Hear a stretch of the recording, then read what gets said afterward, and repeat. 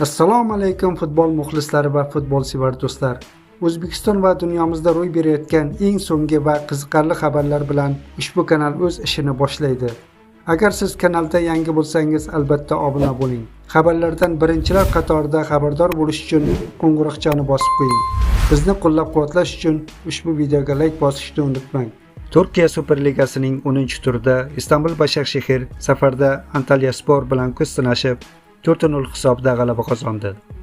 Legionerimiz 22-daqiqada jamoadoshi uzatgan to'pni bir urinishda Antalyaspor darvozasiga joylab qo'ydi. O'yinning qolgan daqiqalarida Nuno da Costa bir juft gol urib, hisobni yirik ko'rinishga olib keldi. Muhim uchrashuvda nuqta qo'yish baribir Eldorga nasib qildi.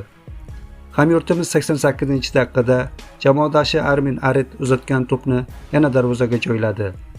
Eldordan dubl, hisob 4-0. Hozirgacha yakunlangan o'yinlar natijasidan keyin Eldor Shomurodov gollari sonini 6 taga yetkazib oldi va Turkiya chempionati to'p urarlari bahsida 2-o'ringa ko'tarildi.